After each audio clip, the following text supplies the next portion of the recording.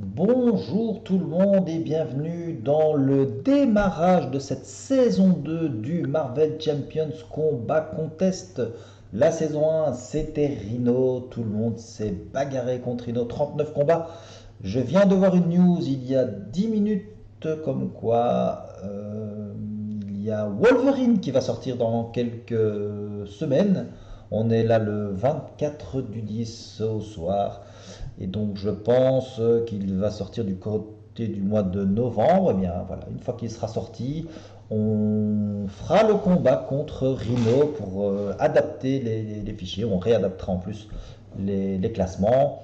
Je ne referai pas la vidéo du classement final évidemment, hein, parce que là ça va devenir un petit peu difficile. Mais en tout cas, on le prendra en compte pour les classements généraux finaux.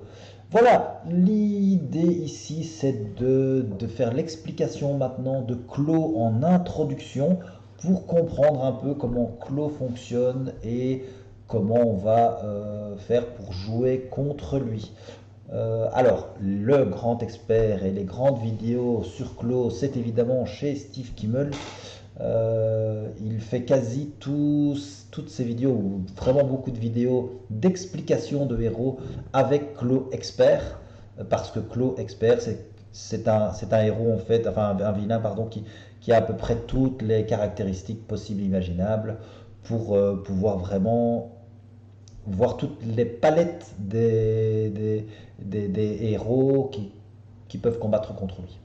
Voilà, donc bref, nous on va faire le Marvel Champions Combat Contest en clos standard avec le set recommandé, donc le set modulaire recommandé, et nous allons voir tout de suite ce que c'est. Voilà, donc clos en niveau 1, qu'est-ce qu'il a? Il manigance de 2, il a une attaque de 0, c'est un maître du mal, mais lorsqu'il attaque, il a une réponse forcée, c'est une interruption forcée. Quand il attaque, on lui donne une carte boost supplémentaire, et donc à chaque fois qu'il va attaquer, il aura 2 boosts. Et ça, c'est quelque chose qui est, ben voilà, c'est un peu différent de Rhino qui attaquait lui à chaque fois à 2. Ici, il va parfois attaquer pour 0, on le verra. C'est tout à fait possible. Il a 12 points de vie dans sa version 1. Lorsqu'il passe en version 2, il manigance de 2, il attaque de 1. Et on lui donne également une carte de boost supplémentaire. Donc 1 plus 2 cartes de boost. Il a 18 points de vie. Lorsqu'on le révélera, on ira chercher la manigance annexe Clo l'immortel. On verra après ce que c'est. Alors Clo arrive avec non pas une mais deux manigances principales. Donc une version 1A, 1B et une version 2A, 2B. Donc nous avons le trafic clandestin. Lorsqu'elle va arriver en jeu, on va devoir défausser des cartes de notre deck jusqu'à ce qu'un sbire soit défaussé et on l'engage avec le premier joueur. Attention que les effets une fois révélés par exemple, etc., ne se mettent pas en place lorsqu'on fait cette action-là. Ça, c'est souvent des questions qui reviennent lorsqu'on joue avec Clo. C'est est-ce que quand on révèle un sbire, est-ce qu'on fait son renfort, par exemple, quand ce sera le trafic interne? Non. Une fois qu'on a fini, il y a 6 manigances par joueur à mettre dessus, ça augmente de 1 à chaque fois. Et une fois qu'on a fini, on passe au rendez-vous 2. Donc différence avec Rhino pour les tout nouveaux. Donc Rhino n'avait qu'une manigance principale, c'est-à-dire que lorsque la manigance était atteinte, on avait perdu la partie. Ici, lorsque la manigance de trafic clandestin est atteinte, par exemple, on arrive à 6, à 7, à 8, à 9, suivant ce qu'on a, eh bien on retire cette carte de la partie et on avance sur rendez-vous secret.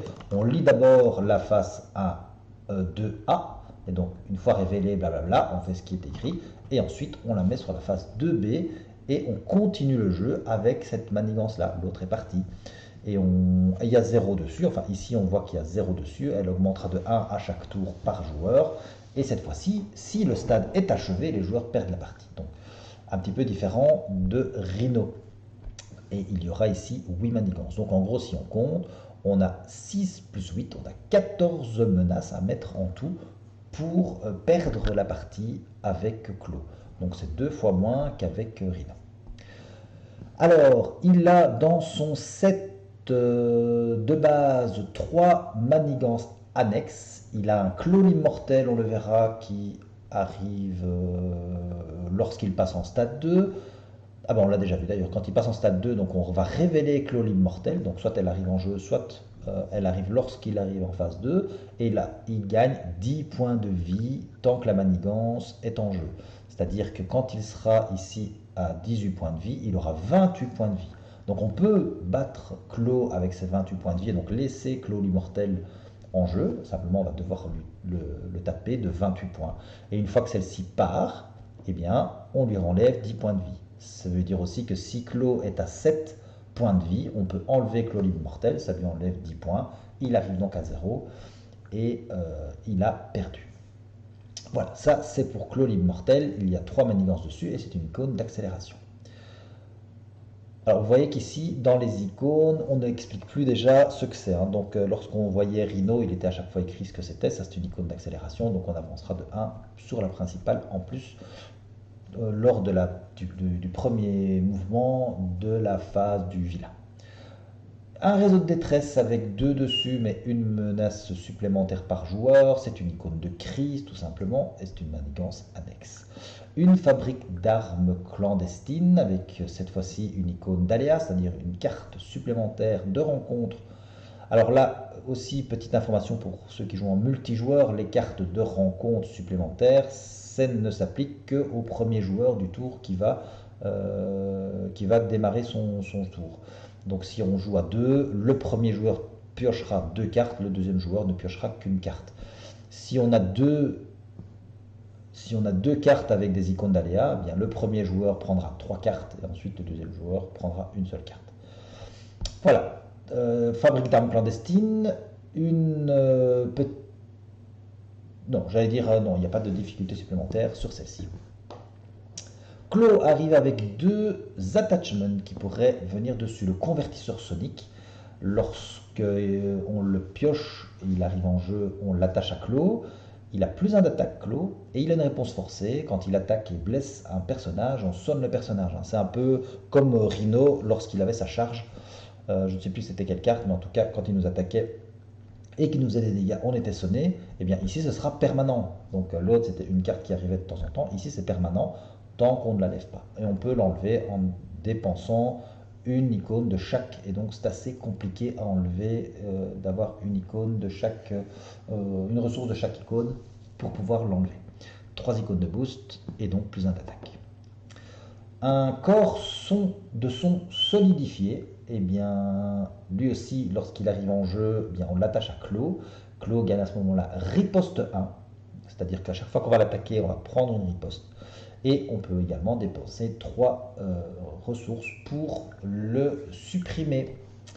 Il y a également pas mal de traîtrises, il y a 6 traîtrises, donc 3 traîtrises différentes qui sont en x2. La première, c'est la vengeance de Clos.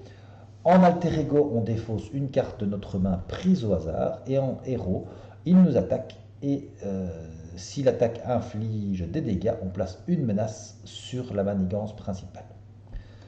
Ensuite, il y a le boom sonique. Lorsqu'on le révèle, soit on dépense 3 ressources, soit on incline chaque personnage qu'on contrôle. Donc ça, c'est une traîtrise qu'on n'aime pas trop voir. Si elle arrive sous forme de boost, si l'activation inflige des dégâts, on incline notre héros, c'est-à-dire que lorsque Clos va attaquer avec ces 2 boosts, si cette carte-ci est un boost, on voit que c'est une petite astérisque, et bien l'astérisque dit que lorsque on recevra l'attaque et si on a des dégâts, on va incliner notre héros. La manipulation du son, c'est la 3e traîtrise. Clos va se soigner de 4 dégâts en alter ego, et sinon on a renfort s'il ne peut pas se soigner, donc ça c'est le même soin que Rhino. Et une fois révélé en héros, on subit 2 dégâts et lui se soigne de 2 dégâts. Dans son set, il arrive également avec des sbires, 2 sbires mercenaires, trafiquants d'armes, qui ont 1 de manigance, 1 d'attaque, 2 points de vie. Et une fois qu'ils sont révélés, ils ont renfort. C'est-à-dire quand ils sont piochés lors de la phase de pioche de carte rencontre. Et le boost, ça le met en jeu. Donc voilà, c'est un petit peu un trafic en armes qu'on ne peut quasi pas, on peut quasi pas ne pas l'avoir. Soit il viendra en boost, soit il viendra en carte révélée. Et enfin, un garde blindé. Là, il y en a 3. C'est un garde. Il a 0 de manigance, 1 d'attaque, 3 points de vie. Le garde, ça veut dire quoi? Quand il est devant nous, eh bien, on ne peut pas attaquer, on ne peut pas faire de dégâts aux méchants. Et en plus, il a tenace. Donc, pour l'enlever, il faut déjà au moins l'attaquer 2 fois ou avoir du perçant. Mais au début du jeu, Clo était le deuxième vilain qui est arrivé dans la boîte de base. Et il n'y avait pas de perçant à ce moment-là. Je ne pense pas. Les persans sont arrivés un petit peu après, donc lui, il fallait déjà le taper 2 fois, ce qui était une difficulté supplémentaire. Alors, Clo arrive dans son set modulaire recommandé. Le set modulaire recommandé, c'est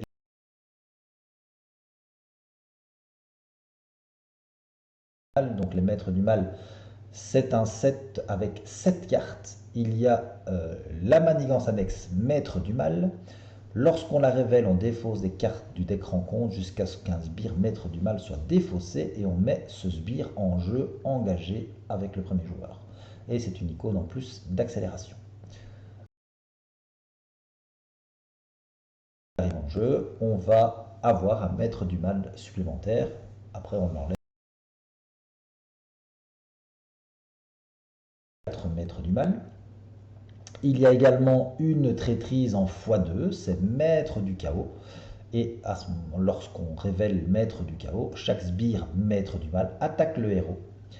Et si on n'a pas d'attaque, donc en gros, si ils sont sonnés par exemple, ou si il n'y en a pas en jeu, eh bien on va chercher un sbire maître du mal dans le deck rencontre ou la pile de défausse, et on le met en jeu engagé avec soi.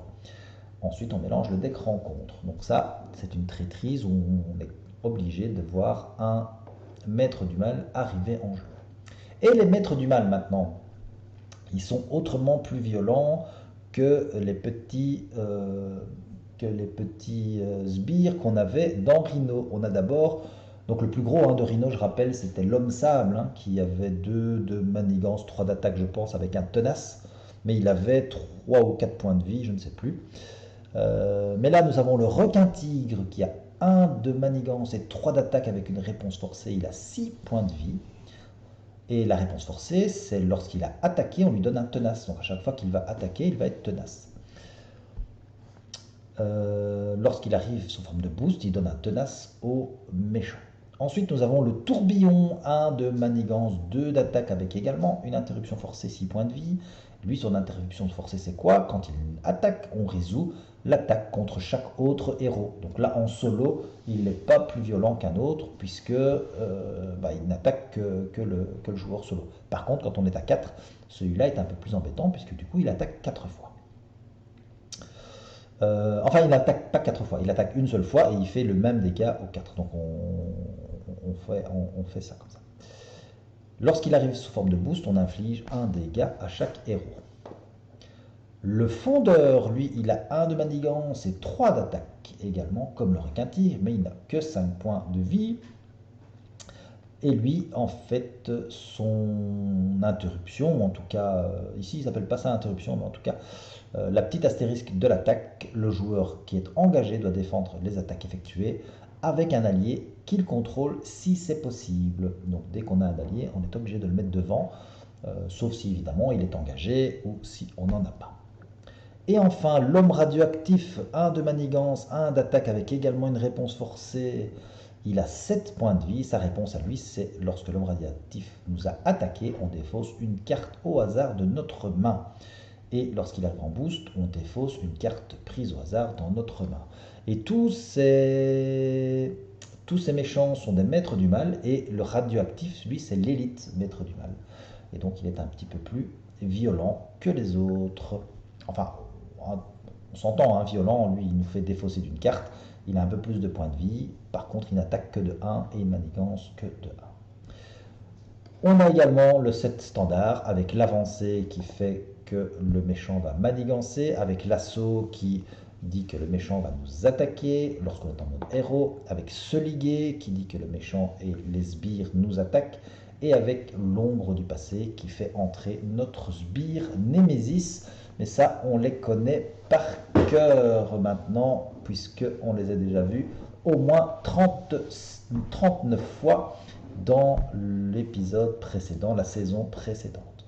Voilà, c'était une petite explication de Claw le méchant qui va s'engager sur le chemin du Marvel Champions Combat Contest face à 39 héros hyper vénères, surtout ceux qui ont perdu. Hein. Je pense que ceux qui ont perdu, donc Vif Argent en particulier, qui n'est su rester qu'un seul tour contre Rhino, il va essayer de se venger et d'employer tous les moyens possibles pour battre Claw et remonter un peu dans le classement général.